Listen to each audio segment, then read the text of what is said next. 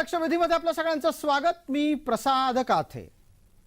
मवियाचा मित्रपक्ष म्हणून वंचितची चर्चा सुरू असतानाच आंबेडकरांनी मान अपमानाच्या संदर्भातल्या काही गोष्टी समोर ठेवल्यात आणि त्याच्याच जोडीला त्यांनी मवियाच्या नेत्यांना चिमटेही काढत राहणं सुरू ठेवलेलं आहे।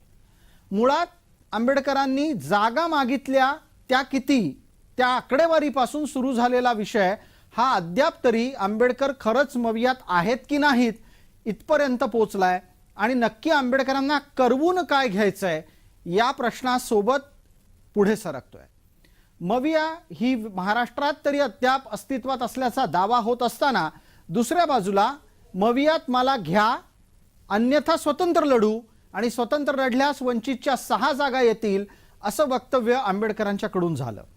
प्रकाश आंबेडकरांच्या पाठीशी दलित मत आहेत हे यापूर्वी झालेल्या निवडणुकांमध्ये दिसलं होतं आणि त्या निवडणुकांचा धसका तेव्हाच्या काँग्रेस राष्ट्रवादीने घेतलेला होता।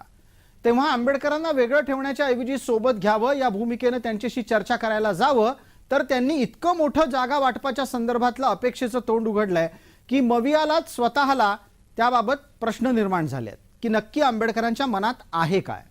आणि याच टप्प्यावर एक नवं पत्रनाट्य घडलंय। आंबेडकरांच्या आत्तापर्यंतच्या भूमिकांबाबत जितेंद्र आव्हाड आंबेडकरांना काही सांगायला गेले तर आंबेडकरांनी त्यांना उलट टपाली 4 गोष्टी सुनावल्या आणि निवडून आल्याच्या नंतर मवियाचे निवडून आलेले लोकप्रतिनिधी भाजपात जाणार नाही याची खात्री मागून घेतली। अशा प्रकारची शक्यता ही निश्चित आहे, पण अशा प्रकारची हमी कोणीच देऊ शकत नाही। हे तेवढंच मोठं वास्तव आहे।